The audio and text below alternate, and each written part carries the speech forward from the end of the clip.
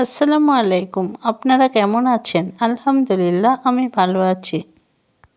এই জমিটা আমাদের বাসার সঙ্গেই লাগানো, তাই তো সবজি চাষের জন্য নেওয়া হয়েছে। একজনকে বর্গা দেওয়া হয়েছে সবজি চাষ করার জন্য। আলহামদুলিল্লাহ কয়েকদিনের মধ্যে প্রচুর চিচিঙ্গা ধরেছে।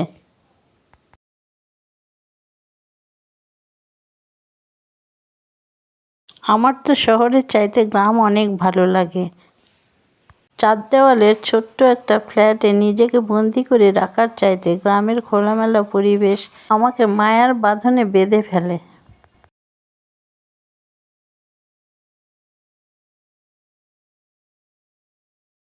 ঈদ করতে যখন গ্রামের বাড়িতে এসেছিলাম, ঈদের এক সপ্তাহ পর দেখলাম বীজ রোপণ করতে। মাশাআল্লাহ কয়েকদিনের মধ্যে ক্ষেতটা ফুল ফলে ভরে গেছে। সেখানে পাখি ও পোকা খাওয়ার জন্য ঘুরছে।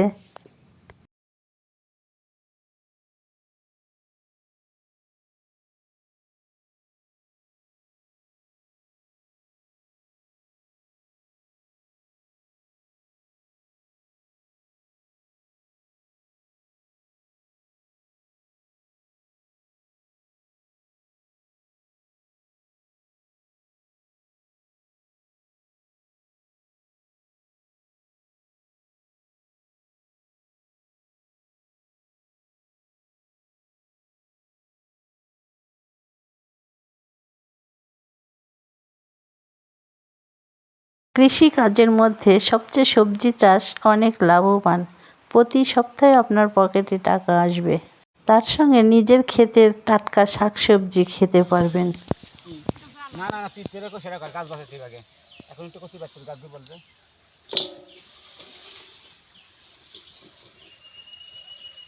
কাজ দুর্বল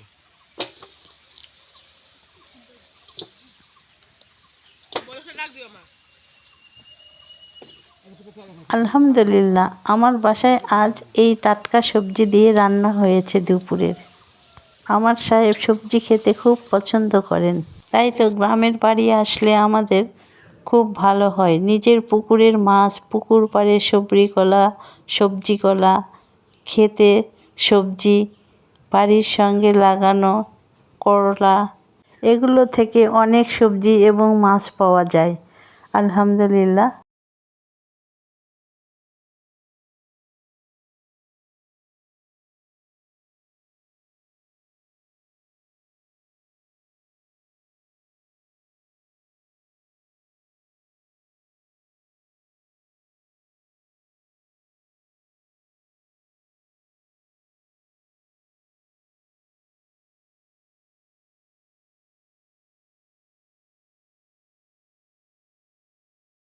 আর যেগুলো বড় ছিল সেগুলো প্রায় 1.5 মণের মতো উঠিয়েছে বিক্রি করার জন্য।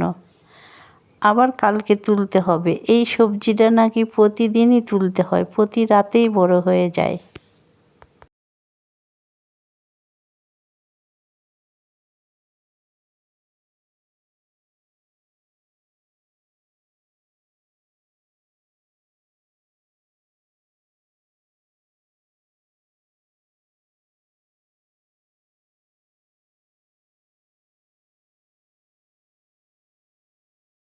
সব কৃষকই এদের মতো সপরিবারে অনেক পরিশ্রম করে। আসুন আমরা সবাই মিলে কৃষকের পণ্য কৃষকের কাছ থেকে কেনার চেষ্টা করি। এদের পরিশ্রম যেন বিফলে না যায়। এই কৃষকই বাংলার গর্বিত সন্তান।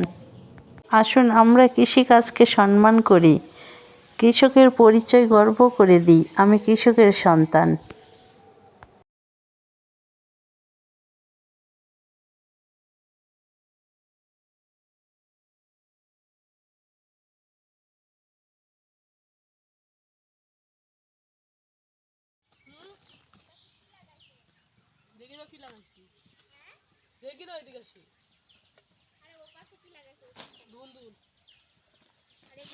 সবাই ভালো থাকবেন, সুস্থ থাকবেন, স্বাস্থ্যসম্মত খাবার খাবেন। আল্লাহ হাফেজ।